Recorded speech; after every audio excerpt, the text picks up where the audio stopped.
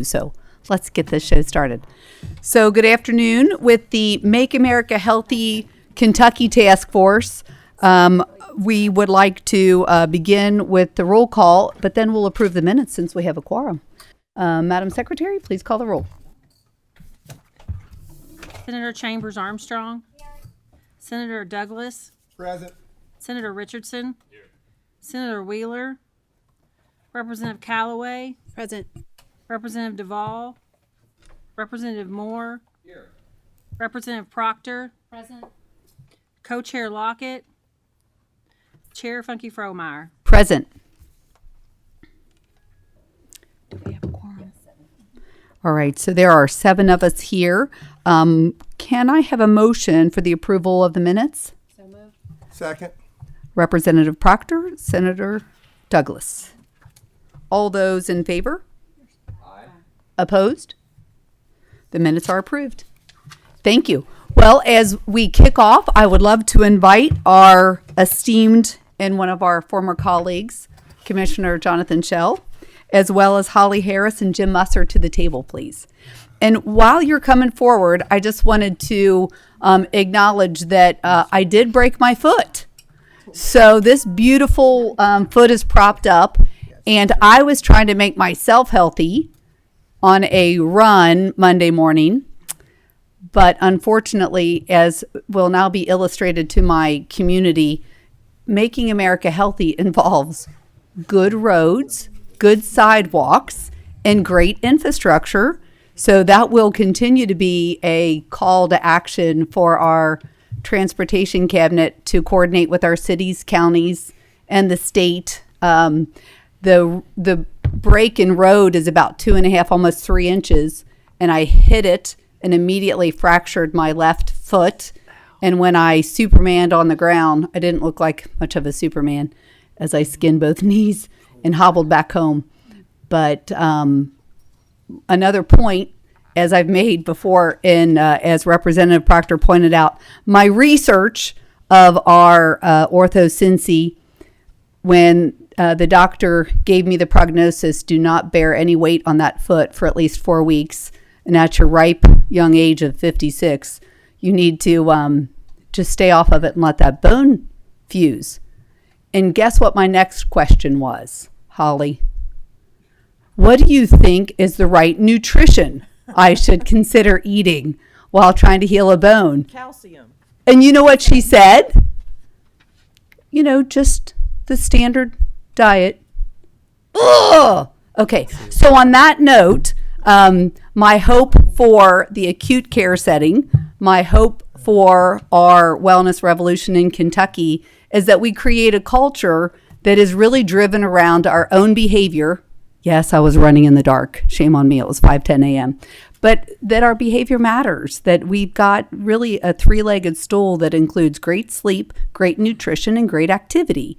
And if even with those 3, we still land in the acute care setting, how can that setting train us and get us back to be excellent and healthy and well and thriving in Kentucky? And I know and I believe that it's possible. So on that note, you've shared some very impressive trials that you've had underway. Love for you to share that with all of us, and then also guide us on perhaps is there some policy changes as well. So please introduce yourself, and the floor is yours. I'm Jim Musser. I'm the Senior Vice President for Policy and Government Relations at the Kentucky Hospital Association. Holly Harris, President and CEO of Appalachian Regional Healthcare.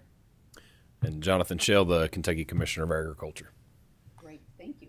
Madam Chair, thank you so much for having us with you today, because what you're about to hear, I think, really has the potential to be transformative in the lives of our people. I think it's easy to say that we share a common goal of wanting better health for our people. And Food as Medicine is a great partnership between the Hospital Association and the Kentucky Department of Agriculture. And I think you'll hear that we want to draw lots more people into the partnership. But I think the outset is best framed by saying where we would like to go. because what we really want are better health outcomes for our people. We want fewer readmissions to our hospitals and that healthier population that is able to live their best life. To quote the chairman of our board, Jer Coleman, who heads the Baptist Health System, he said, I am leading the only industry where we want people to use less of our service. We want to see fewer of you using our services. And I think that really is the mindset behind food as medicine. You've probably heard the statement, eat your medicine or you'll take medicine. And I think that goes really to the heart of what we're talking about. And this concept is now proven. What you're about to hear is we're kind of beyond the pilot phase of this program. We're looking now at how to make it scalable. I cannot say enough good things, and I'd say this, and in fact I do say it even when he's not seated right next to me. Jonathan Schell's leadership in this has been absolutely phenomenal.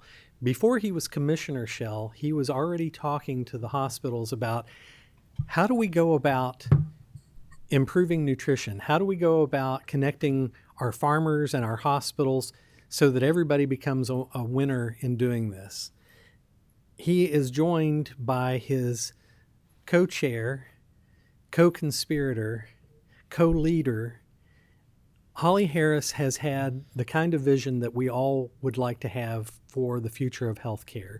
Holly has been so forward-looking, and she has been talking about nutrition and had a passion for this well before the partnership that has now developed.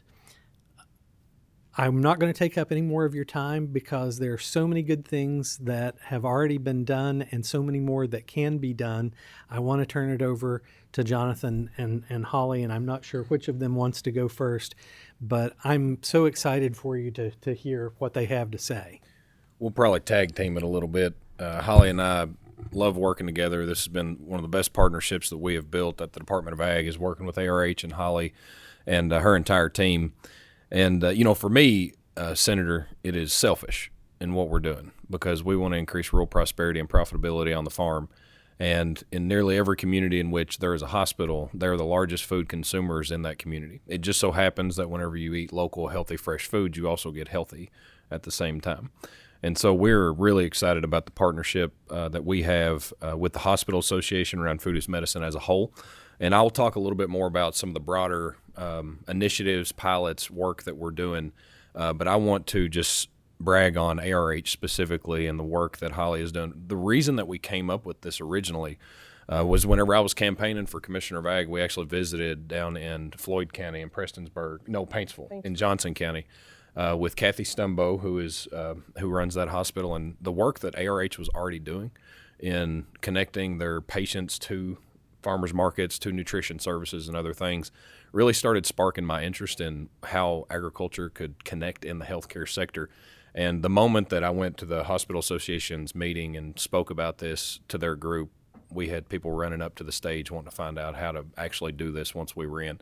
And Holly has been the biggest partner that we have. The work and implementation and the vision that she has had for ARH has taken it well beyond any other system that we're working with right now, and being a model for that. And everybody else is catching up to it. And it's not just on patients for Holly and the services that they're doing, but their employees. A lot of times we forget that they're also one of the largest employers in a community whenever you have a hospital. And so getting that employee base as healthy as what your population is looking like is also extremely important. So Holly, why don't you tell them a little bit about what your all's vision is, what you're implementing, and then we can have a discussion more broadly about the food as medicine. Thank you, Jonathan, and thank you for having me here today. It's been great to serve in this capacity as the state co-chair for Food as Medicine. I think it's important for the committee to really have a good understanding of ARH and the footprint that we serve across eastern Kentucky and southern West Virginia. We have 14 hospitals, over 95 clinics, 18 retail pharmacies. We have home health, durable medical equipment. We have multiple cancer centers that we operate. We employ about 6,700 employees and about 1,300 active medical staff members. So we serve quite a large geography. And I have been in this role for about 4 years now. And when I started in this position, I really felt it was important to reflect on the mission of ARH. And our mission, and it's been a mission for a very long time, is to improve the health and well-being of all the people in Central Appalachia in partnership with our communities. And as I reflected on that statement, I felt that we had really failed our communities and the people of Central Appalachia, because when I looked at the health statistics for our region, they had not improved. We didn't have really any initiatives and strategies in place to improve the health and well-being of the people of Central Appalachia. So it became a very much a passion of mine and our entire leadership team at ARH and our board to try to move these statistics for our region. And we felt that our first real initiative really needed to focus on our employees that Jonathan mentioned. Healthcare typically has a very unhealthy workforce. And if you think about our employees that have to staff a hospital 24/7, our night shift is serving overnight where they don't have the opportunity to go down to the cafeteria and get a hot meal because the cafeterias are closed. They can't get in their car and go get any food because they're responsible for patient care. So as we started looking at our employees, we really felt like one of the first steps we could take was to revamp our cafeterias across all of our hospitals. So we partnered with a company called Sodexo, and we have really worked to improve the healthy choices on all of our cafeteria lines, make sure that we are labeling the food in our cafeterias and providing healthy choices like salad bars during the day when our cafeteria is open, and during the evenings having prepared salads available. Now, what makes that even better is when we can partner with our local farmers and the ag community to make sure that there's local produce, local fruit, and local protein sources in our cafeterias being served to our employees and our patients. And that's where we find some of this synergy. It's a win-win for our employees, it's a win-win for improving the health, and it's a win-win for our local ag community, which at ARH, we are the largest private employer across Eastern Kentucky. But our farmers are a big piece of our economy and our community too. So I think that's one of the reasons that Jonathan and I find these synergies, because it helps both of us on this health journey that we're trying to achieve. And Jonathan, I don't know if you wanted to provide any feedback on that topic. Yeah, we during this initiative that we've started to create over the last year, and so is basically KDA brings the farmers and KHA and ARH brings the hospital and the healthcare side of this. And what we find is that when we build the opportunity out for the demand in our hospitals, our farmers are meeting that demand. And we'll talk a lot about some of the barriers and implications and some of the stuff that we need help with from you all. But I'll tell you this, if you want someone to work on something, regardless of barriers or problems that are going to happen, KHA, ARH, and these hospitals are doing it. When we have met a roadblock, it's not been we can't do it anymore, let's just quit. It is how do we get through this and how do we work on it? And we have been able to accomplish a lot. And the prosperity that's been brought to farms already, just in the pilot phase that we've been in with over 40 hospitals onboarded into our Food is Medicine program through KHA, we are already seeing systemic improvement in farm profitability, rural prosperity, and the connectivity that we have in the system. One of the, I think, really creative examples of this is we have introduced an ARH burger across our cafeterias. This is with local protein from local farmers, and it's a 90-10 healthy burger for our employees, and it is selling out each and every day. So I think that is a huge win for us. One of the other things we realize too is even our day shift employees, they don't have the opportunities to get out and go visit the farmers markets. They don't have the opportunity to leave their shift as a nurse and go pick up a CSA box. So we decided to bring the farmers to our employees. So all of our hospitals, we host farmers markets in our parking lots. Our farmers sell out of everything they bring. It's not only our employees that get the opportunity to purchase the goods that are provided, but our patients too. As they're leaving their doctor's appointments or being discharged for the hospital, they can stop right by our local farmers markets and take all of that home. When we introduced the CSA program, which is the Community Supported Agriculture Program in Harlan and Hazard, and ARH subsidizes 50% of that cost for our employees, it sells out every year. Like recently in this past year, we sold out in 12 hours. So the demand is there. We just have to continue to find ways to partner with our farmers to increase the supply that we have, because we know that our employees are hungry for these solutions. So talking a little bit more about how we've structured this and the initial goals and orientation that we're working on is that when we first talked about this, we wanted to affect three main areas, Chairman Fromeyer. The first is how do we impact the cafeterias, because they are the largest food consumer in most communities.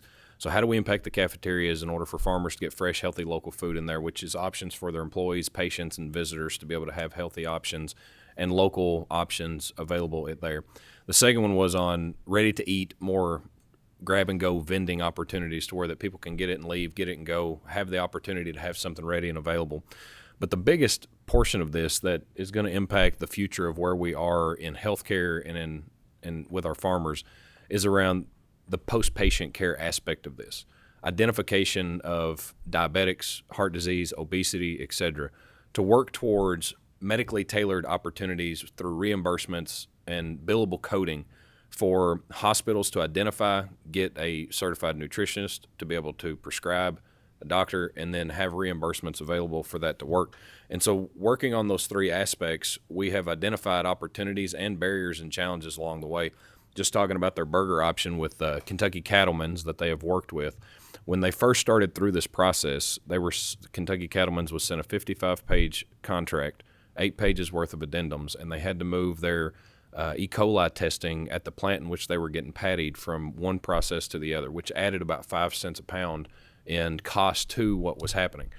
And so when we think about a lot of the barriers that are in place, a lot of times it's around group purchasing organizations, food distribution companies, others, and the regulations that we put on top of it.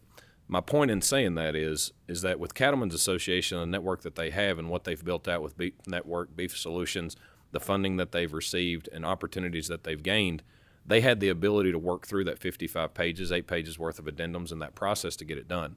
But if you're talking about Holly going to a farmer in Knott County and wanting to try and do the same thing, it would be nearly impossible for them to get through that process. And so making this easier on all aspects of it is part of what we've been working through at the department to really connect those opportunities and get those barriers out of the way. But around where we've gone from there, and kind of how it works is, we work on sourcing opportunities for hospitals across the state of Kentucky in various different ways, whether it's specialty crops on vegetables and fruits, or whether it is even packaging and other sustainable opportunities that are built out through agriculture. We have a company located in Kentucky down in Logan County called Cannonball, and they are making paper plates, but it's out of corn stalks that are left in the field.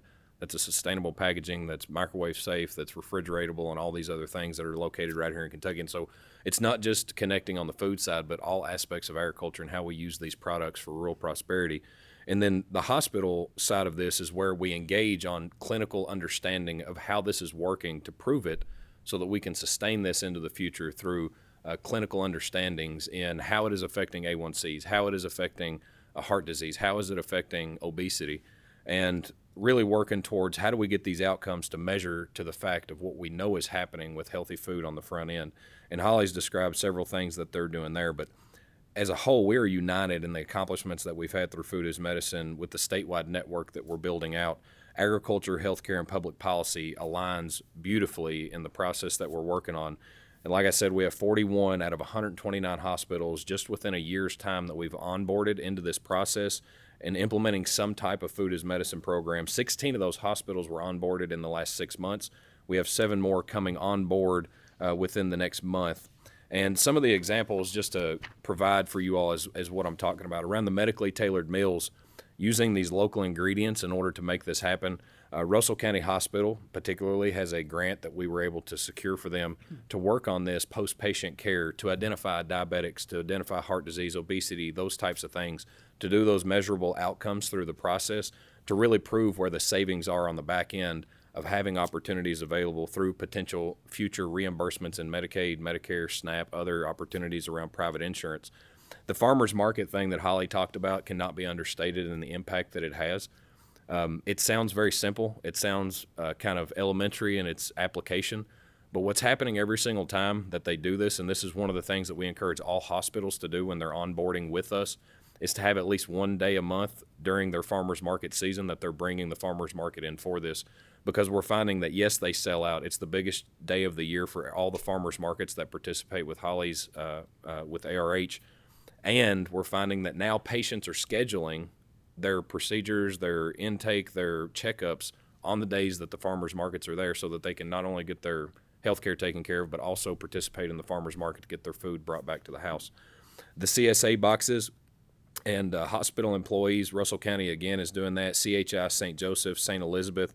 There are many opportunities around this that we're encouraging hospitals to look at it from a recruitment and retention standpoint for employees, but also on a health benefits side of this for their employees as well. And, giving a stipend or giving some kind of relief, some kind of incentive in doing the CSA boxes is really important, but it's also good just for encouragement of this. We have about 60 CSA producers in the state of Kentucky that can participate in these programs, or ones that can increase to that level to be able to fulfill a higher demand throughout the marketplace in our hospital systems as a whole. We've piloted programs demonstrating measurable health outcomes, particularly the one with that we're doing with Russell County Hospital and ARH. And then we also have programs like Advent Health in Manchester that is planning to grow produce in a container garden there at the hospital. And we recognize that there are areas in the state of Kentucky where we don't have readily available agriculture happening, to where that innovative things like what Advent Health is doing will be important for hospitals to take advantage of as well. Having on-site gardens, on-site containers, having those relationships built in, maybe with patients directly. And then 3 systems in the state of Kentucky, CHI, St. Joseph Health, Taylor Regional, and UK King's Daughters, have formally embedded their food as medicine in their community health and strategic plans. And so those are the types of things that we are seeing as we're onboarding hospitals, some of the buckets that we're putting it in. And that doesn't even cover some of the stuff around food waste that we see with Owensboro Health, which is a remarkable program that they're working on, where they partner the food at the end of the day. They package up, they work with their local area development district and a nonprofit to use that in their Senior Meals on Wheels program. So the food waste is not happening. They're using that and taking it to their seniors in their community and feeding them hot meals from the hospital cafeterias. There's so many other innovative things that these hospitals are doing that we don't even know about. We try to know everything that they're doing around this space, but they're innovating in many, many ways. We are now recognized nationally, just within the 1.5 year work that we're doing, as a leader in state models for agriculture and health integration around the MAHA movement. Bree Cox is here, and she's been on numerous panels across the country over the last couple of months talking about these things. One particularly in Boston this past week, where it highlighted a patient from ARH and the impact that this program has already had in her life and her health outcomes. We have federal agencies like USDA, HHS, SBA that are highlighting the progress and collaboration that we're doing. Bree and I are going to D.C. next week to have conversations with them about expansion around local opportunities, Kentucky Proud, Appalachian Proud, our retail integration and piloting more programs around medically tailored meals, medically tailored groceries, et cetera. We have significant buy-in from our hospitals to get measurable progress against these chronic diseases that we see as huge problems in the state of Kentucky. And we have additional infrastructure support that is needed for agriculture to be able to scale for these outcomes as well. And so I'd like to talk a little bit about the barriers and complexities that we have seen over the last 1 year and 9 months as we've onboarded hospitals, as we've seen the work that ARH and other hospitals are looking at. Our challenges are not philosophical. So when we talk about this, these are not philosophical issues that we face in the marketplace. These are real structure and regulation and funding opportunities and challenges that we're seeing. So fragmented and short-term funding, mostly the programs that we have developed have either been through the sheer will of a hospital system wanting to implement this for the outcomes of their employees and their patients, or through temporary grants that we've been able to secure from outside sourcing. And Jonathan, I think that's a very important point. There is no reimbursement for any of these programs that we have instituted at ARH. We're providing this on our own dollar and because of the mission that we serve in Eastern Kentucky and Southern West Virginia. Holly, on that note, money and the cost was sort of top of my mind. There are a number of other things, and as everyone else is puzzling with their questions, you're welcome. This needs to be a little bit of a dialogue. If the reimbursement isn't there, but you mentioned CSA, and I think you referred to that as a community-supported It's a subscription. agriculture program. It's like it's just a subscription. CSA is the worst name in the Yeah, history like, of naming. it doesn't align, but It it's does a, not Customer mean- service No, associate, it's client community service. supported agriculture. Okay. But what it means is prescription food boxes. Okay, Or so- subscription food boxes. that has like healthy produce and protein sources. in So it. I love the example, and you mentioned that if and you mentioned that it sold out so quickly. So if it's a community supported agricultural box, and I'm a member of a ARH, so I've got the opportunity to subscribe. Yes. But when you said it sold out, so tell me a little bit about practically you're running your operation, and I'm thinking about my small business, and practically I'm running my operation, and maybe I wrote off the half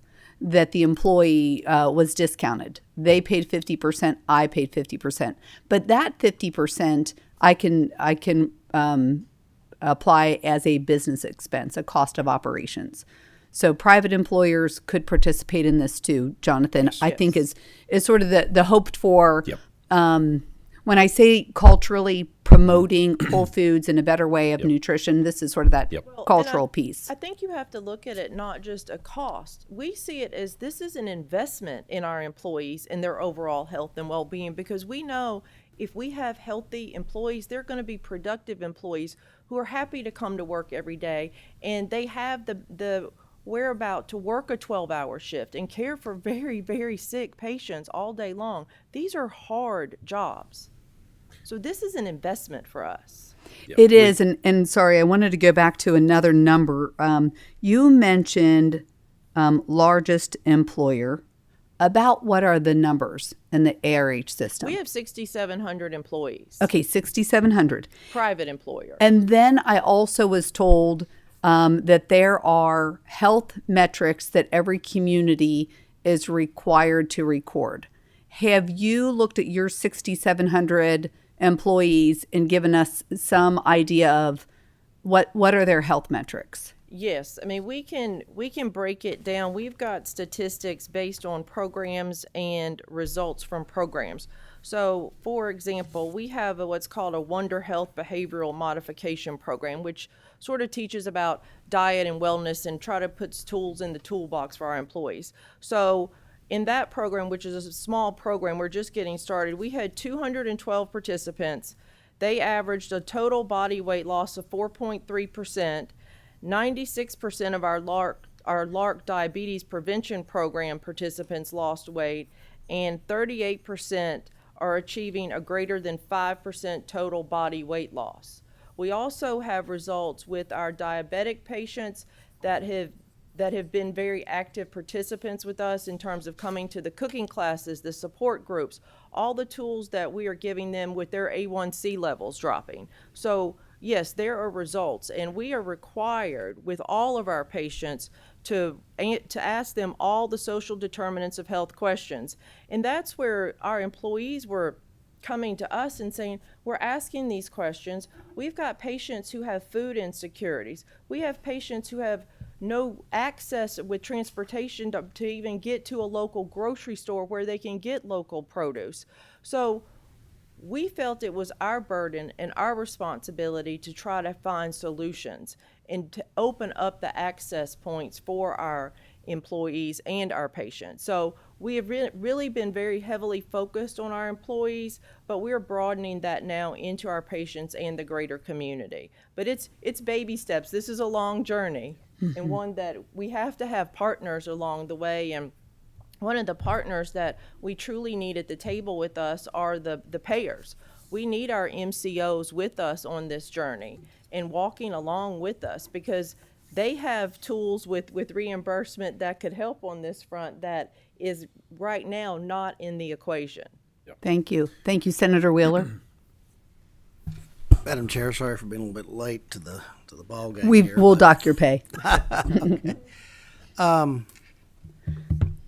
guess I'm a little confused. I mean, clearly you're saying you're getting some savings from this, probably based on better health outcomes. So I assume that's less money you're having to expend on behalf of these employees, is it not?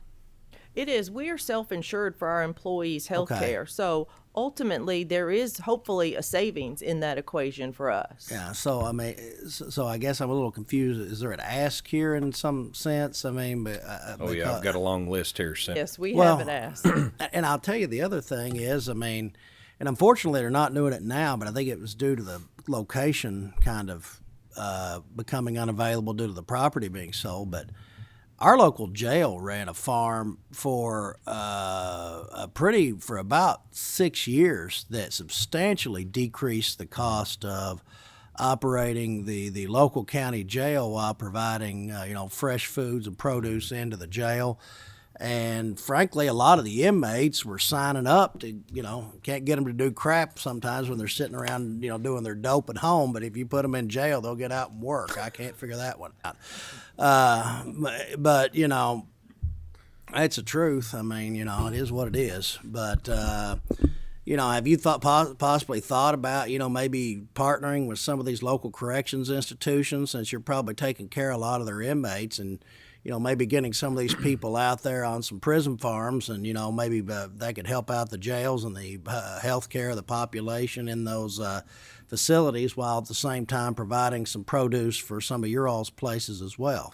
Yeah, I'm sure there's room for programs like that, Senator Wheeler, but whenever we think about where we're trying to focus with local food and farmers and that rural prosperity and that farming profitability, we're really trying to focus on our local farmers and getting them inside the system to build those up, especially in eastern Kentucky where there's high tunnels and other things that are available for them to be able to grow, and having a market availability for this. But looking at prison employment, that kind of stuff, to be able to work on some of these farms and work with them is absolutely something we can look at. Okay. Yeah, I mean, it wouldn't be a very little cost because you can work them for essentially nothing. And maybe achieve some similar outcomes that would be greater savings for the taxpayers.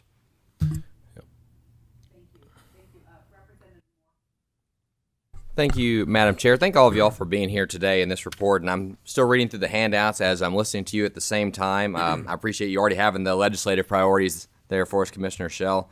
I got a couple questions and kind of a request, but before that, I want to just say, I love hearing some of these initial results as far as whether it's weight loss, lowering body fat percentage, and A1C levels. I'm curious about, it sounds like you've already got a good proof of concept in our hospital, so I'm going to guess one of the requests is expanding that to other hospitals across Kentucky. And I'm saying this more for our task force and those watching for anything else. I hope we're seeing this as potential lessons learned for other community centers as well, whether that is senior or assisted living facilities to get community-based agriculture in there, or those boxed meals for the nurses there, potential employers in our school systems, teachers, staff in our school systems. I think there's ways we can apply the lessons that you all have kind of pioneered and spearheaded outside of just the hospital space. So a couple of questions I have for you is, do we have a timeline for when we can start to see the health impacts or the dollars and cents impacts that Senator Wheeler was mentioning, as far as either maybe less sick days by the hospital employees, or maybe even if the patients in the hospitals are healthier, are they having a quicker recovery time or less time staying in the hospital? Will we be able to see numbers like that are saving costs for y'all that we'll be able to see and analyze? I think one of the powerful statistics that Jim mentioned are our readmission rates. So we get penalized as a healthcare system if we have readmission. So if somebody is discharged from our hospital with whatever illness and they show back up in 30 days, we're penalized for that, and it's called a readmission. So if we make sure when our patients leave our hospitals that they have the tools to take home and live a healthy life, then we're not getting those readmissions. And we have seen a significant decrease in our readmissions across all of our hospitals. And that is a key metric that is tracked at the federal level and the state level for us. And those are publicly reported as well. Yeah, and if you'll turn your attention to the packet that we sent in, there's a data evaluation and outcome tracking. There's no unified system linking electronic health records, nutrition data, and procurement information. Without that consistent metrics and shared dashboards, hospitals can't easily measure cost savings, improved outcomes, or other investments. And so key to securing payer and legislative support, that's part of what we need is a more robust system in order to keep that tracking. Individual hospitals can do it, but having a collective system to see total outcomes is something that will be important into the future, so that we can take this proof of concept and scale it to a meaningful fashion. But there's been study after study done over the years in piloted fashions. Anthem has one from North Carolina, 500 diabetics. They did this for a year's time, and they showed that each month they were seeing $125 in savings from fewer prescriptions being sent, from fewer patient visits, procedures, et cetera. And so on average, it was about $125 savings from 500 diabetics. But having that information is critical to this. And so going beyond just some of the pilots that we're doing to where that it's clinically proven, that we're doing reimbursable outcomes, those kind of things, to where that we can measure and metric these things through that clinical process is extremely important. That's absolutely what we want. And as we're trying to find funding through federal opportunities, through pilots that way, that is always key to what we're pushing, is that this can't just be something that we do. It has to be proven with metrics so that we can implement this into the broader scheme. I mean, my vision for this overall is that, the programs that we currently have, there's twofold, Senator Fromeyer. We have government-funded programming and we have private insurance and private employers. And we have to have the secondary for this to be sustainable into the future on the private side of this, that our insurance companies, our employers seeing the value in this and promoting it so that we have sustainability without federal funding or state funding that comes and goes. But on the state funding side of this, if we're subsidizing trillion-dollar pharmaceutical companies through reimbursable Medicaid and Medicare opportunities, why are we not doing the same thing on proven metrics that we know will get outcomes for healthy food and healthy living on the front end? And so that, to me, is the passion of this for me, is that how are we using these federal funds in Medicaid and Medicare to benefit our rural communities, our farmers, and our patients with real food that is nutritious, with real plans, with real community involvement through our hospitals and other opportunities with assisted living and other places, to really show these measurable outcomes so that we can see these savings. And then the secondary part of this is showing that with recruitment and retention opportunities for our employers to be able to utilize some of the progress that we've seen in this, it also saves on health outcomes on the other end. And so what I would like to see, and we've had conversations with numerous insurance companies that represent in the state of Kentucky, is either starting as a WellCare benefit that you would still, get your Apple Watch or your Amazon gift card to be able to have this opportunity as well through CSA opportunities, but then take it a step further and really encourage it in some capacity for this to be a part of their reimbursable opportunities as well through these CSAs and other things that are happening. I mean, for what they're doing and the investment that they're making in these hospitals, particularly around healthy food for their employees and their patients, there should be reimbursement available for that as well through these companies. And, as we're seeing record profits every single year around pharmaceuticals, we're not seeing record profits in our farms, I'll just tell you. And so utilizing these opportunities that are federally funded for this, I think, is something that we would love to see overall, but then also working with these private insurance companies and others to really make this an opportunity. We have a campaign that we're going to start next year with the Kentucky Chamber of Commerce. We dabbled in it a little bit this year. Whenever we have our CSA month in the spring, CSA month in the fall, our farmers market month, whenever we kick all of that off, to partner with our Kentucky Chamber and our local chambers to push that to employers to do very similar work to what our hospitals are doing. On-farm farmers markets, potential cost sharing with CSAs for employees, and trying to do this in a systematic way that really gives us a ramp to be able to onboard a lot more opportunities.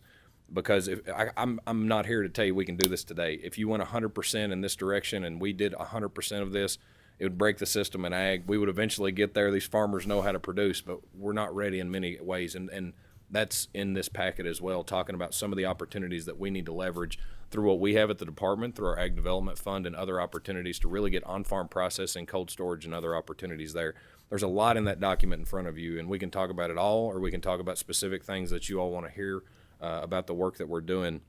But to me, that's the overall arching goal, is how do we connect where we are in healthcare with health outcomes to federal reimbursements in some capacity through state CMS, through Medicaid, through SNAP, those programs, making them work for us. And then also, how do we work on the private insurance side of this to really engage with them to get the outcomes that we need in the private sector as well? I mean, ultimately, we can reduce the cost in the system if we keep patients out of the hospitals, Yep. which, sounds very counter to the business model that we run at ARH, but that's truly what we believe in, that healthcare needs transformation. in some of these basic fundamental principles, like food as medicine is one of our tools to get there. And the other piece of big investment we've had to make as a healthcare system is to invest in education for our physicians and mid-levels. They're the ones that are seeing the patients and providing the guidance, and there's very little time spent in medical school on these nutrition topics. So we have partnered with the American College of Lifestyle Medicine and put many of our physicians through training, and we're actually in Hazard opening a lifestyle medicine clinic. So we're very hopeful that that is going to be a huge hit, that our primary care physicians and our specialists can refer their patients to our lifestyle medicine clinic, and our provider in that clinic can spend the time that's needed with these patients and help them understand the tools that are available. And we really feel like this is a model that we can replicate across Eastern Kentucky and across the Commonwealth as well.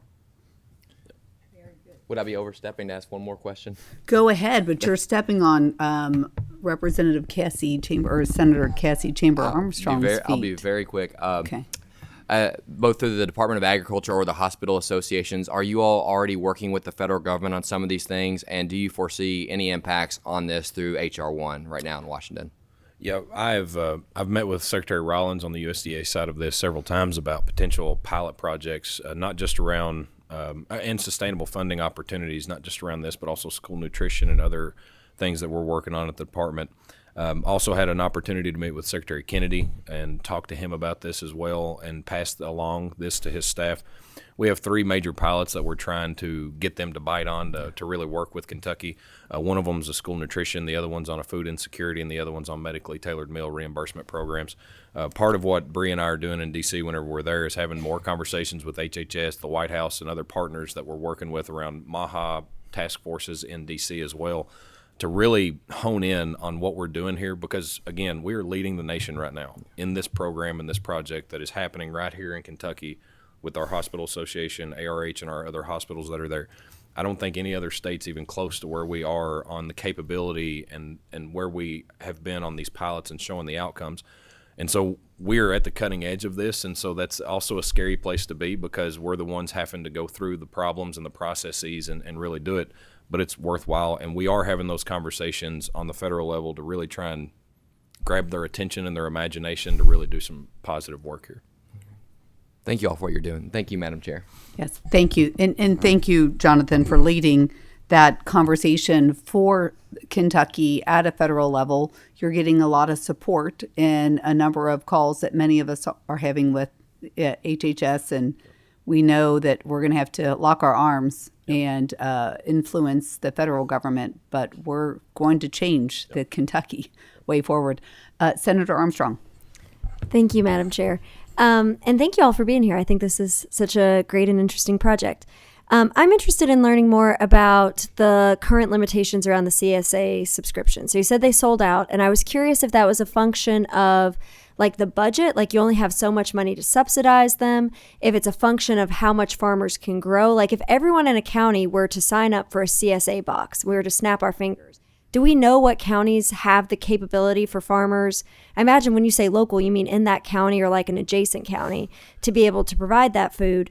And then I'm also just a little curious about, you were starting to touch on this, the idea of doctors and nutrition, and you got a farmer's market in the parking lot. What conversations are you having with your physicians to say, hey, you know, you can can you bill for nutrition counseling if you say, it'd really be great if you talk about your diet and lifestyle and there's a great place with healthy food, like that's not reimbursable, right? It is and it isn't.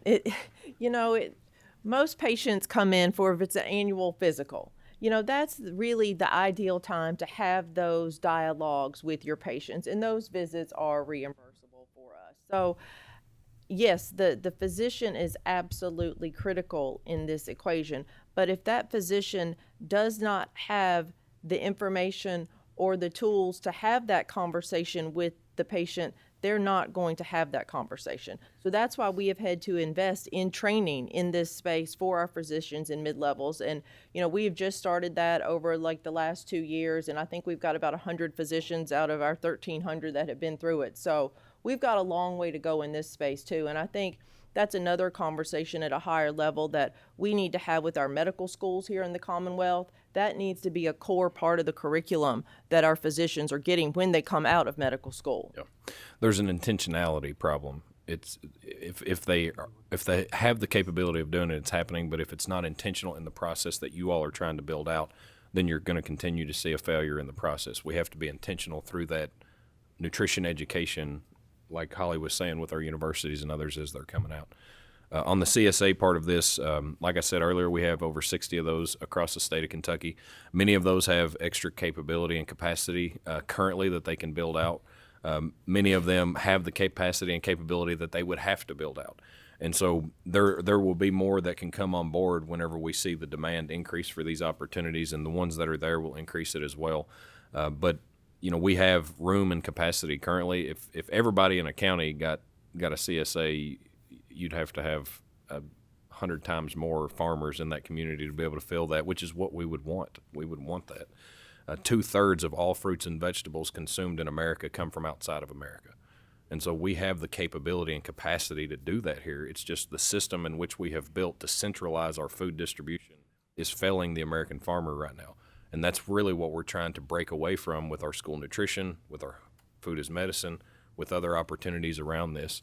And we have some amazing work going on. There's a company right now that has a footprint in 7 different states. It's called Farmers Alliance. They've got over 7,000 acres of produce in the state of Kentucky, and they're working in retailers right now to get those in the store. And so when you think about interstate contracts, to where Florida has an 8-month growing season, we have about a 6-month growing season, and they don't overlap. So it's capability for that interstate commerce to happen, to where that whenever we're on our down season and we can't grow fresh, then Florida is. And so those contracting things are happening. Same thing with Michigan, Tennessee, Florida, and Georgia.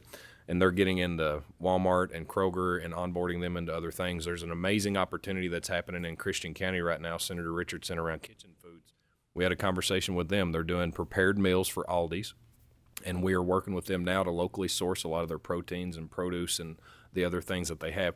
And so as we see these opportunities come into effect, it's not just what we're working on with the Hospital Association, ARH, and the other hospital systems. This is a systemic change that we are creating in Kentucky at the Department of Ag and with our farmers right now, to really invest in the specialty crops that we have and our protein producers across the state, to get these local healthy options more available and decentralize the system in which we're working in currently that has choked the American farmer down. I think another solution that we have found too at ARH, when we saw this demand, we realized, we only had this pilot project in 2 communities. So we built garden boxes at all of our hospitals, and our employees over the summer have been growing their own fruits and vegetables. I mean, we're kind of landlocked in most hospitals with these asphalt parking lots, so we had to be a little creative in these garden box solutions, but it's worked. The employees have grown it. They've taken ownership of it. Like, I was at a hospital the other week, and they had transitioned to like putting pumpkin plants. I know it's competition for you, but in their box. So I mean, I think we just have to continue to learn and be creative in this space. And in Hazard, we have a behavioral health unit, which is a state contract. And our behavioral health patients are growing, this summer they were growing strawberries in a garden box that we had for them. So it gets them outside working with their hands and doing something healthy. Then they're eating the strawberries that they're growing. That's a win. I'm going to go to Representative Callaway. Quick moment, though. One of the conversations that I recently had with the airport authority makes me think of what you shared. If you could strengthen your financial model with rural health by partnering with others. And I look at Rep. Moore and think, wow, what if you could have more exercise scientists on the property that maybe paid you to lease some of your space that's meant to be waiting rooms, but if you've got a little bit of space to be throwing out some high-intensity training or yoga, but also that you actually leased to farmers on a more systematic way. We've got to continue to innovate of how to better use our concrete parking lots and such as well. But your thoughts are so good to invite them to your hospital location to serve your employees and your team. Representative Callaway. Thank you for bringing this to us. I'm always encouraged when I hear organizations and different agencies working together. I mean, that's huge for me. I think we could accomplish so much more if people could step outside of where they are and see what we want to accomplish by reaching out to other agencies. So I'm really encouraged to hear this is happening. In fact, I'm jumping down on your list here, but I'd like to hear more about what legislation looks like to strengthen the CHFS, KDA, and KHA, how we can help. I'd be interested in helping with that. I don't know what that looks like, but I want to put that plug in there. The on-site farmers market, that's encouraging. I know the farmers market, and I'm Louisville. So farmers market in my area, we can't even really get them on board with WIC reimbursement or not the program. So we see some challenges in the urban area like that. So I'd like to hear some more about how we can work on that. I do like the idea, you mentioned the garden boxes. I know there's a school in my district that involved the students. They had a full garden out there. I'd like to see, more of that happening. Absolutely. Even in an apartment complex in the area, the neighbors have, gotten together. Unfortunately, it brought some rodents, and so it was shut down. So there's some urban concerns, that while we talk about these excellent programs and while we want to bring the rest of U of L, I see U of L South is on the list, but other agencies of U of L within the area are not. So I'd like to hear some urban ideas and how we can encourage that, how we can come alongside. And what I think when you talk about limited infrastructure, I think one of the pathways that has recently been opened up to me through Dare to Care, helping to finance some of their cold storage for the fresh food. I think if we can do some collaboration with those entities that are in place there to provide the food, specifically fresh food, it may not be local. I don't know what local, with that definition, but as much as we can, and encouraging I know we're encouraging urban farmers. Commissioner Shell and I have talked about the poultry side of that and how we can come along our urban farmers as well. So that's kind of my perspective on this. I'd love to see some more collaboration. I'm anxious to help you in legislation with that. And do you think collaborating with agencies such as Dare to Care, and do you think that'd be beneficial? And what can we do to help incentivize that? And speaking of the incentivize, I'm with you about with the MCOs and the reimbursement. I'm all for that. I would be very supportive if we pursued that. Again, I don't know what that looks like specifically and what can of worms we're going to open up with that, but I'd be on board to look at that as well. So thank you all. Do with that what you will. Thank you, Representative Callaway. And I'll say on three of those things that I can speak to. On the legislation side of this, I think that what we're doing is we have some ideas that we'll talk to you all about, as we go through this process, but would love to hear as you all see some of this reporting that you have in the packet on ideas that you see of maybe some of the things that you're currently working on and really work together on that. Myself, Holly, Bree, Morgan, and my general counsel, Heather Becker, we want to bring a package of legislative items for the MAHA Task Force and Food is Medicine for implementation this session. I think that the number one thing that we would be looking for is making sure that Medicaid, CMS, and what we do there is at top of mind for how we can either ask for a waiver from the federal government to look at reimbursement opportunities here, or even one of them that we've not talked about very much, but we've had conversations with the state health employee plan, is if you all can affect that immediately and upon your all's jurisdiction and request to really look at how we do that with state employees and the health plan on doing well care benefits, those types of things. We've had preliminary conversations. We can talk about those whenever the time comes, but would love to have you all's attention put on that. On the Louisville and urban, I want to give a lot of credit to Mayor Greenberg. I called him. Actually, he and I and his wife had dinner one night, and he, it was kind of a social call, but I wanted to have a point of business to talk to with him about partnership.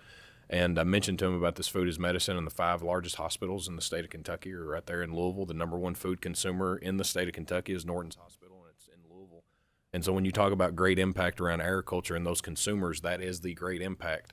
And so how do we do that? Mentioned it to him. Within 2 weeks, we had a meeting set up with all 5 major hospitals with either a CEO or a executive there with their food service people, and we started having this conversation. Morgan's been working through that, and we need to re-engage in that conversation. A lot of other stuff happens, and so it wasn't point of focus for the last month or so during State Fair, and then Louder Than Life and all the other Bourbon, all the things that happen in Louisville. So we need to re-engage in that over the summer or over the winter. But Mayor Greenberg has been a great partner in that, and I think on the Louisville farmers market aspect of it, we work closely with many of them, and we can find many solutions to this. And on the impact of other organizations working with us, we want as many partners as possible, and so we would love to have a conversation about Dairy Care. Inspiring. That's wonderful. Representative Proctor. Thank you, Madam Chair. This is great. I'm really excited that you guys are doing this and getting the pilot program going. My question is, how is the buy-in? Because you are looking at cultural changes on foods, right?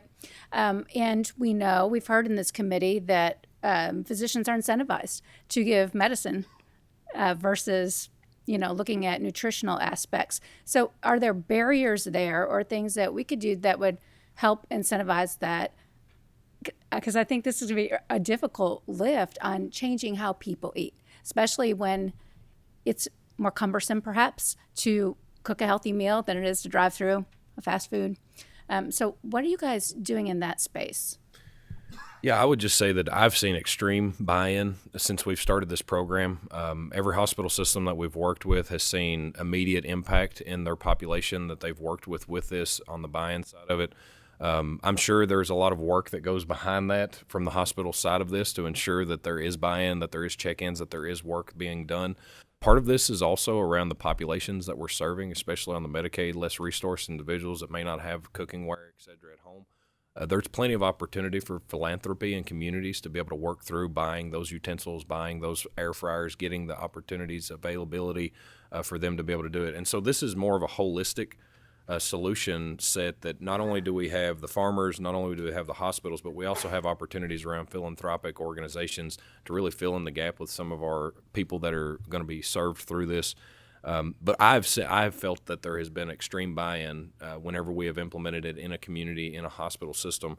But on the incentive side of this, I think that part of what we need to do, talking about the ready available, the immediate impact, the being able to grab a Pop-Tart versus, cucumbers and slicing them, that kind of thing, is getting what we have in agriculture to a more ready, usable fashion. That's what we're working on in processing and further processing around our ag commodities. We're dealing with this not just with our hospitals, with their cafeterias, but also schools. Think about if I'm a farmer and I have a head of broccoli and I'm wanting to sell it to the school, it's a lot easier for them to be able to do something with it if it's in florets, packaged in a bag, ready to steam in their cafeteria.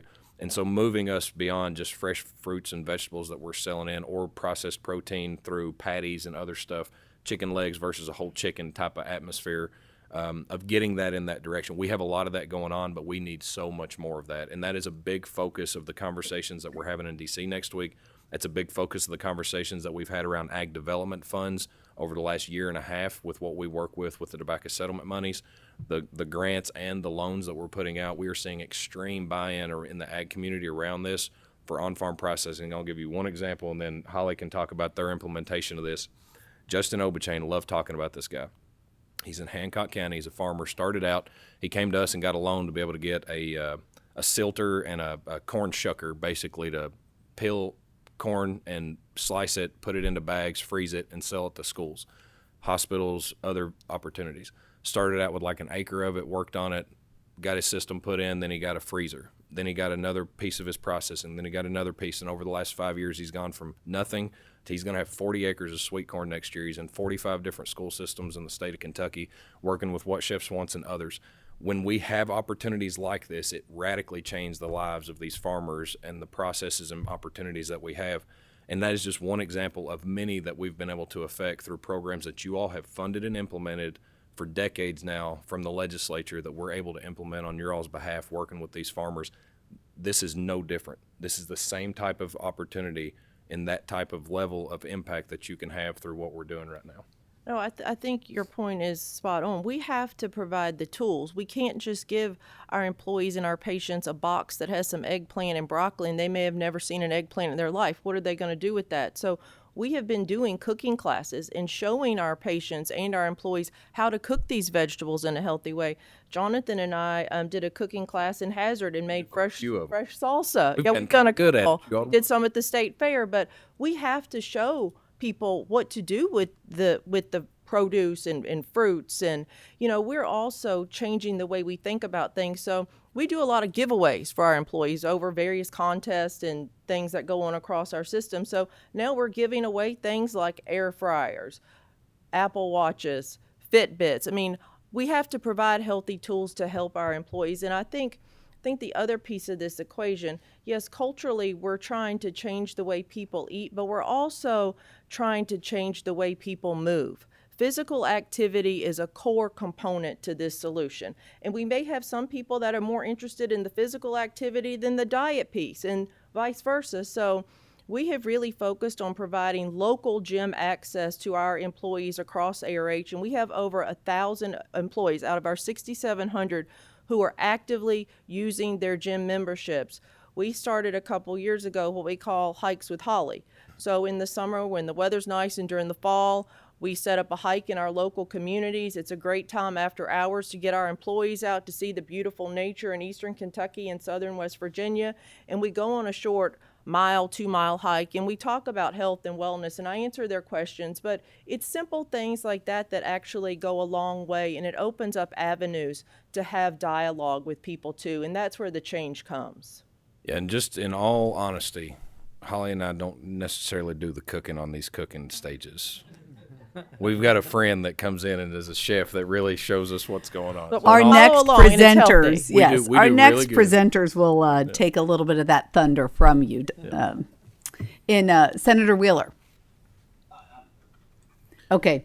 Well, as we wrap this up, I just want to let you know how grateful we are that you're doing such collaborative work in the Hospital Association. I've loved our 3 years working together on so many things, and this is just one more meaningful success, I think, that we will achieve a wellness revolution in Kentucky. It's going to take us some time, but I think we're going to row the boat together on this. You've given us so much in our packet to be working on, and I think expect some follow-up from your fellow legislators. Thank you very Thanks much. again for being Thank here. you. Thank you. Yeah. Thank you, members of the committee, and thank you, Madam Chair. Thank you. All right. So next we have a focus around nutrition education. Very excited about this because I think some of what we were learning, and we had such a wonderful visit to the University of Kentucky with our task force, but knowing that we have 120 counties and 120 extension offices that do so much great work, and we're going to learn a little bit more about how this ties together. So please introduce yourselves. If you're new to the microphone, it's got to be bright green when you press that, and just please give us your name, and then you may begin. All right, good afternoon. I am Dr. Courtney Luking, I'm Dr. Heather Norman Bergdorf. and we want to say thank you so much for inviting us to present today. We are thrilled to be here on behalf of our extension colleagues across the state of Kentucky. Just to tell you a little bit about the work that we do to promote food security and nutrition education amongst our youth. So as we get started, I know many of you are familiar with Extension. Senator Fromeyer even mentioned your food preservation classes you've attended, but I think it's really helpful to level set and share a little bit about who we are, how we fit within this system, and then that will be really helpful for the context that you need for us sharing our stories today. And so UK Cooperative Extension, it's housed within the Martin Gatton College of Agriculture, of Food and Environment at the University of Kentucky. What's incredible about our infrastructure is that although we are based in Lexington, within that college, we are also hyper local. And within our infrastructure, we have subject matter experts like Courtney and myself who are faculty on campus. We serve as extension specialists. We support all 120 counties, leveraging our expertise and the science. And then we have also that hyperlocal focus with our field staff, our cooperative extension agents. And they are the boots on the ground. They're the ones that are doing the education, they are doing the programming, and they have our support. And so we can leverage that grassroots, that community expertise that's required to understand that context, the cultural, the cultural values that community might have, and then also leveraging the evidence-based information that we can share.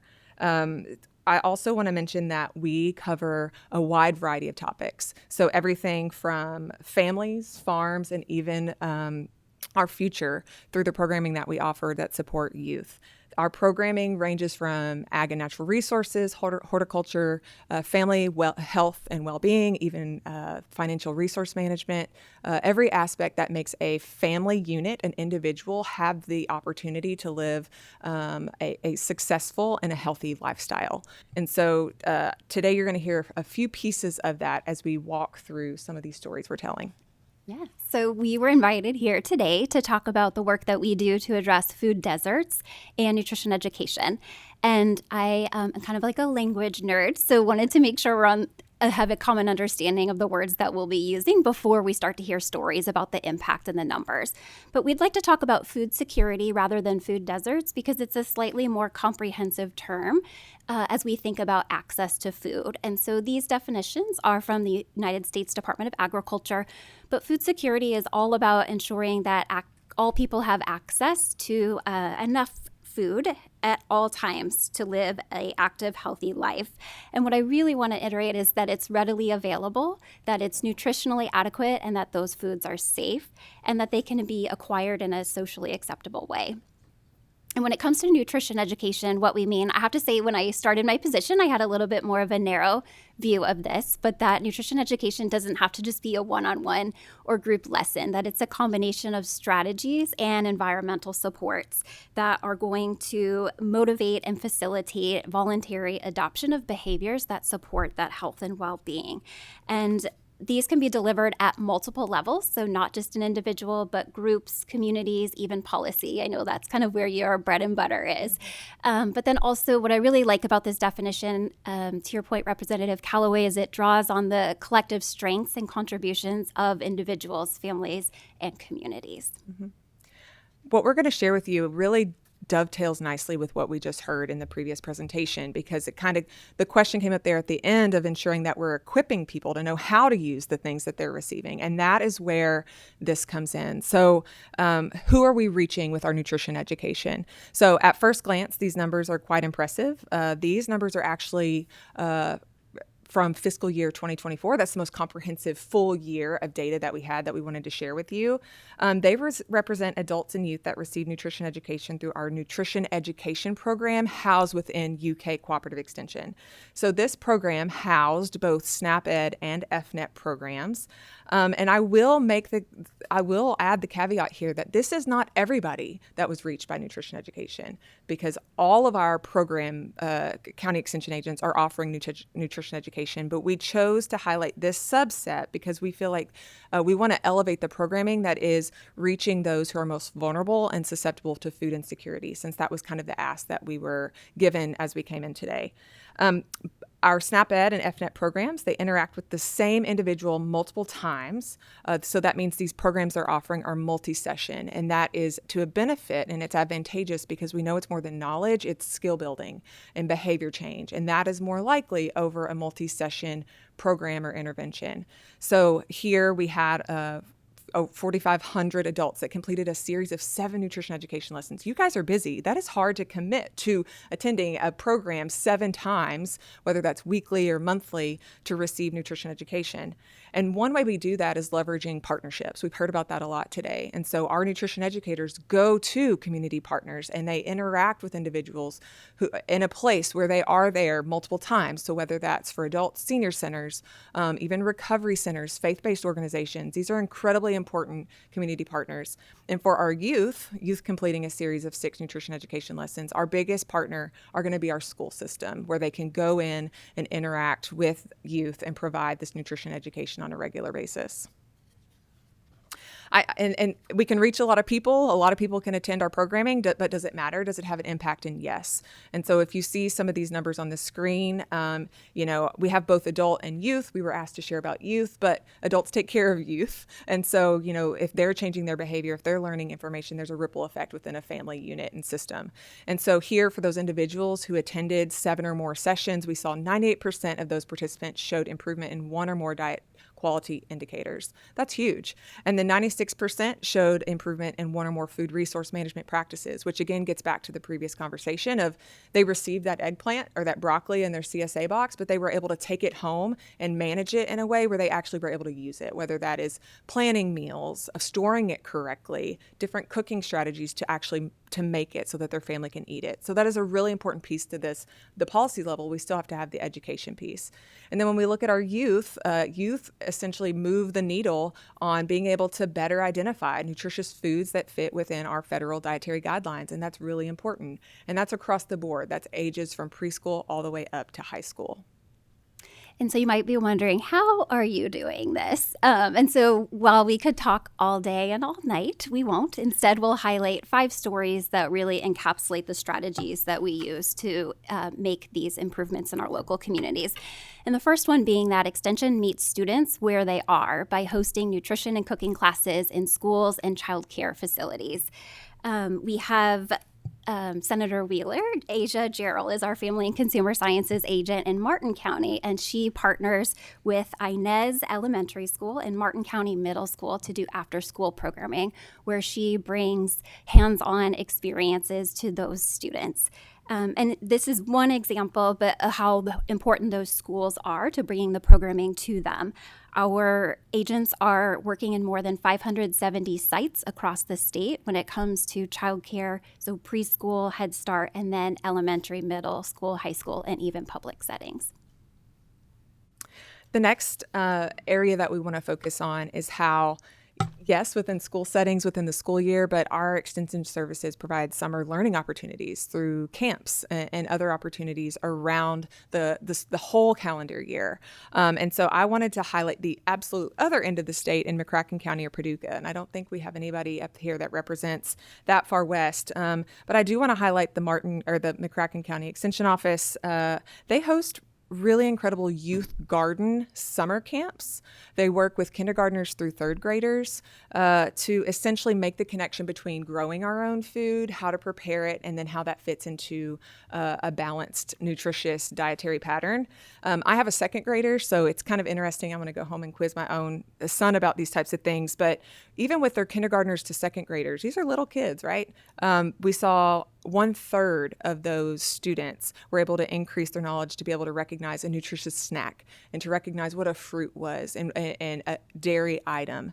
And then when we looked at the older kids, 3rd to 5th grade, we really saw some impressive gains, especially with almost 2/3 of them reducing the amount of sports drinks that they were drinking, 72% drinking fewer sodas. And so really that education piece, even during the summer, when we're thinking about getting them outside, working, learning how to grow fruits and vegetables, really can have an impact.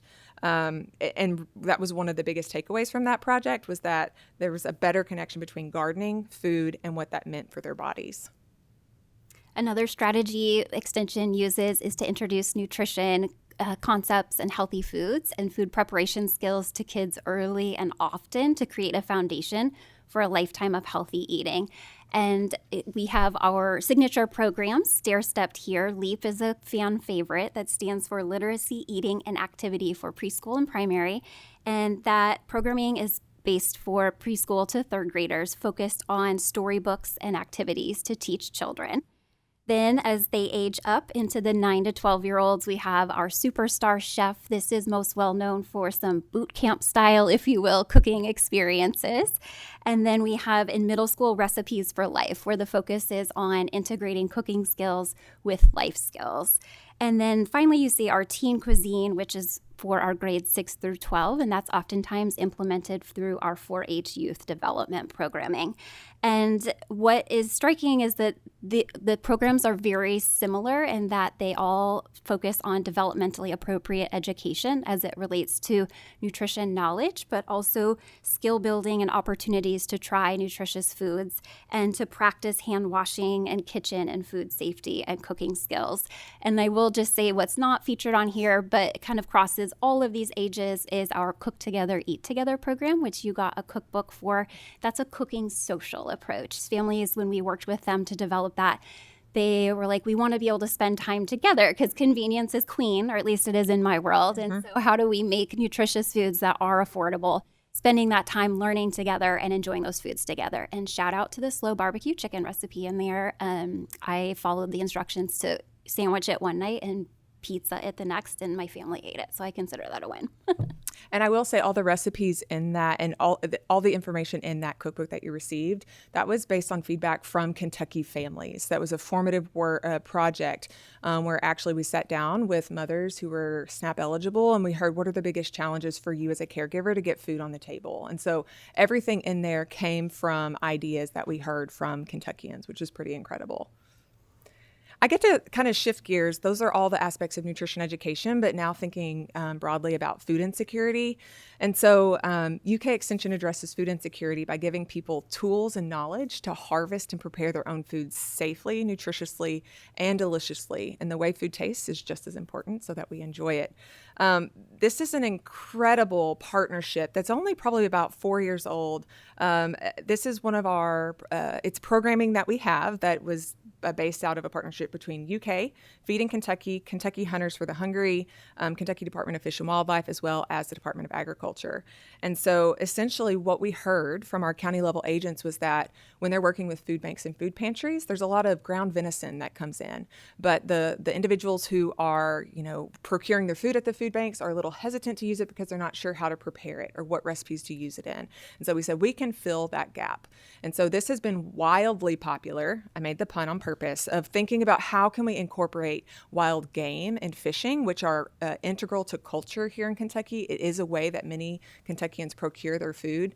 What can we do to support them to prepare it safely and in a nutritious way? And so this program offers recipes. There are fact sheets and publications about how, things to consider when you're fishing. The QR code on the screen, if you'd like to go, takes you to the recipe database that features everything from turtle, yes, to beaver gumbo, to squirrel pie, several venison recipes. But they are very popular. These are some screen grabs there. You have a fireside turtle pocket. There's a recipe. Now you're going to get us in trouble in other states. They're like, did you really talk about that in Kentucky? We did. We did. But you can prepare this in a nutritious and delicious way. Abundant animals throughout Kentucky. So this isn't specific to K through 12, which we know we were kind of asked to come share about. But again, there's a lot of family involvement with this, sharing cultural practices with youth of how fishing and hunting and preserving food in different ways. And so it's had a broad reach in the 4 years that we've had this program. Almost 90,000 Kentuckians have received recipe cards and resources affiliated with this program. And even thinking about the food insecurity piece, over 15,000 pounds of venison have been donated from hunters across Kentucky to local food banks. And now we have resources to support individuals using that. Courtney, I'm going to ask you to pause for just a second. Sure.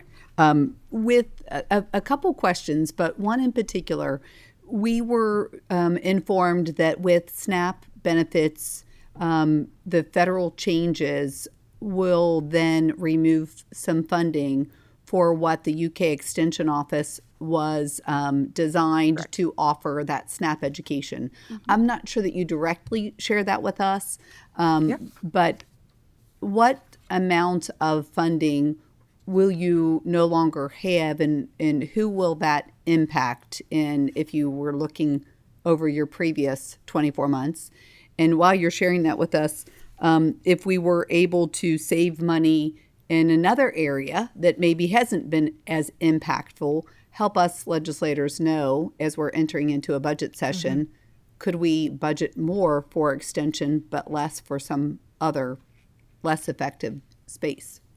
Sure. Thank you for the questions. Yeah. I have to say, we'll have to reach out to our administrators about the dollar amount specifically. I'm not privy to that, but they did give us some notes because they figured it would be important information to have. So I can kind of just get started that, yes, with that, the big, beautiful bill that was signed into law on July 4th, it eliminated funding for the Supplemental Nutrition Education Program, which we call SNAP Ed. And so those were federal dollars that were flowing to the state that were then dispersed to support programs for people with lower incomes, really to help support Kentuckians understand the importance of a nutritious and balanced diet. and UK's Martin Gatton College of Agriculture, Food and Environment, that's where Extension is housed, is administers this critical program through our cooperative Extension offices. So you kind of making the connection that it's like trickle down, and we were the ones in charge of that. And so as a result, our dean, Laura Stevenson, and her team had a lot of conversations and ultimately decided how do we best move forward in a way that we can try to support the community with the change in resources. So on July 31st, they informed employees that 85 positions would be eliminated on September 30th. And so many of those were our SNAP Ed folks in the local level, as well as some of our state-oriented positions. The college was able to restructure 12 of those positions to focus on nutrition education with other sources of funding. And that was funded through FNEP. So again, I mentioned those two federal nutrition education programs, SNAP Ed and FNEP. We still have FNEP. And so we've been able to retain those handfuls of positions. But the majority of our nutrition educators, those positions were eliminated.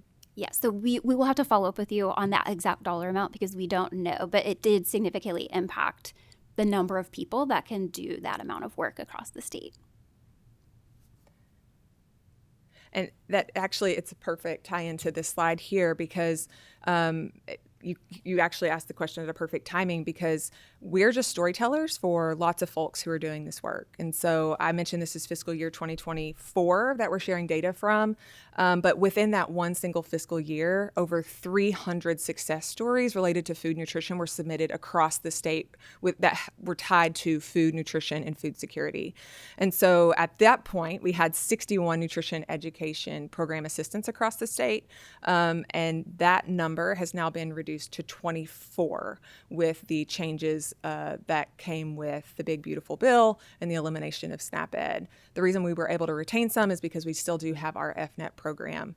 Our extension agents, there's over 400 of them across the state. They also are offering nutrition education as well. And so that some level of nutrition education will be able to continue, but not at the capacity that we've had in the past. I also want to highlight the importance of partnerships and coalitions that has come forward. So leveraging those, not only to do the nutrition education and develop or disseminate nutrition education lessons, but also you see in the bottom corner 80 sites throughout the state where policy, systems, and environmental changes were implemented. We couldn't have done that without partners. And so that really, again, lends itself nicely to the previous conversation of all the policy and the infrastructure changes that we're making. We're helping really with that nutrition education and the boots on the ground and ensuring, but at the same time, we're making communities, spaces where people gather and spend their time, a healthier place where it's easier to make that nutritious option, make that nutritious choice based on the options available to them. And I'll just share one final story because I do think it dovetails nicely with our folks that were presenting about food as medicine, is how we work to integrate nutrition education with food assistance services, such as the Food is Medicine initiative. And this story came from Bethany Pratt, who was a former extension specialist, food system specialist in Jefferson County, but she had developed a relationship with the Humana Medicaid outreach coordinator. They both had a shared interest for nutrition education and access to nutritious foods. So they together worked up a pilot program for kindergarten and first grade families at the Hawthorne Elementary School to do the LEAP program, which I mentioned earlier. They looped in gardening, but then Humana was able to buy into food boxes that could go home with the families each week. And those foods came from Locals Food Hub and Pizza Pub. I don't know if you all have frequented that near the Capitol, but it's delicious. But that money went straight into local farmers' pockets. So that pilot generated $5,000 for local farmers while also improving the food securities of the families that were involved. And so because of that pilot, now Humana Medicaid has committed to serving 220 families over 3 schools in this current school year. So I think kind of a nice story that goes nicely with all of those things. And it shows the really important integration of education plus those additional supports. Yeah, and so we just want to say thank you. I know we shared a lot of numbers. There's a beautiful report that can be linked to on there. And I know some of you are very familiar with your local extension office, but if you're not, we highly encourage you to check it out and see what it's all about. And we are happy to answer any questions as we have. Thank you. And I addressed you incorrectly. Heather, Yes, thank you. Courtney. Yeah. The story that I have is my 33-year-old said, "Mom, we need to spend a little bit of time together right around Mother's Day." And she's a mother of 4, so she's got her hands full. And we found that the extension office offered a canning and food preservation class. So we did a 2-hour mother-daughter experience, and Pawpaw got in charge of the 4 kids. So he really rallied. That sounds fun. But yes, that was a beautiful benefit to us. And we know, especially what was shared with the Food is Medicine, that each and every nutrition educator is needed. But we also believe if we continue in these directions, we don't need the taxpayer funding all of this. We do believe it's going to result in we need to change the concept that the government isn't going to make you healthy. You're going to make yourself healthy. So, I don't want to be too saddened by us being wise about whether a taxpayer is covering versus you're motivated and you're investing in yourself. So you continue to share great resources of how people can invest in themselves. You've got wonderful programming, and we're very appreciative of that. Thank you. Representative Callaway, and then we'll go to Representative Moore. Thank you. Thank you all for coming out. And I'm still bragging about the food that we got to sample. We appreciate the invitation out there. It's been going on about it. So I appreciate that. I'm really disappointed you didn't bring some today. I'll just sorry. go ahead and say that I'm starving. Food handling, all that. But I thought this was funny just flipping through the book. Thank you for the cookbook, by the way. But I think you all have really nailed it. That you have chili with noodles and chili without noodles. And you have covered, even in the recipe, you have covered chili without, but use leftovers with noodles. So I thought that was really clever because that's an ongoing debate in my area. So, yes, that's but I amazing. want to thank you all. I want to thank you for the education. It's really equipped me to be able to reach out into my community with these extension services. So thank you all, and I appreciate all the work you're doing. Thank you. Thank you, Madam Chair, and thank you both for being here. Always good to learn from you two. I have 2 questions. Last time I asked them separately, then I think it took longer. So I'm going to ask them both together, and then y'all order them or answer them in any order you want to. So across the different extension offices, do the different offices offer different nutrition services? And if so, are there metrics to track what services are working or what programs are working better than others, so then you can learn and implement that across the state a little bit better? And then number 2, you just mentioned the integrating nutrition education with food assistance services, and you mentioned the case with, I believe it was Humana, was doing some of those programs. Is that pretty much only going to be integrated with private investment or with public assistance programs as well? I'll try to take the first question. So within cooperative extension, we at the state level create educational resources, material, fact sheets, publications, programs that are then essentially laid out for our county extension agents to select, kind of like a cafeteria approach. So we have all of these programs. They're evidence-based. And based on what you know about your local county needs, you implement the programs that you think are going to be most tailored and effective at meeting your local needs. And so, yes, the educational programs that might be offered in a community will look different county to county across those county lines, but they are all evidence-based, informed by science, and developed by experts, subject matter experts, or we even purchase curriculum from other cooperative extension services that are appropriate. So it is different, but they all have the ultimate goal. Now, regarding the question of reporting metrics, yes, we use a lot of dollars. That's where cooperative extension gets its name. We're cooperatively funded at the federal, state, local level. We are highly supported by county tax-based dollars, and we're so grateful. That's just a testament to how local communities see the value in extension, a county tax-based. If you Fayette County, you'll see on your pay stub, those tax statement of what goes to the extension services, it's on there. And so we have to show that what we're doing and how we use those dollars are effective and impactful. And so we do have internal reporting systems that our county extension agents report against. So every program we do with nutrition education has an evaluation tool so we can look at knowledge, confidence, intention, and behavior change over time, depending on what that program is. And so we have that data internally that we can share. We're using that data often to communicate with policymakers, lawmakers, to show our value and impact and to sustain the funding that we have over time. So yes. Thank yes you. and yes. And then your second question, I'm going to need a little refresher. So is it only going to be privately, or are there opportunities for public? Those food assistance services, you talked about kind of Humana stepped in and did things for the local community. So are you looking for more opportunities for private investment? Are you looking to connect with and integrate with public assistance programs? Both? Or where would you take that? I don't know that I can answer that like on behalf of the system at large, but I can say, similar to Heather, because we are so hyper local, that the community has really tried to leverage those resources and partnerships that make the most sense. And so in one community, it might be the food bank. We've been doing some work with Laurel County and kind of a lot with their food pantries and things. So I think the entities, but there is opportunity for larger conversations.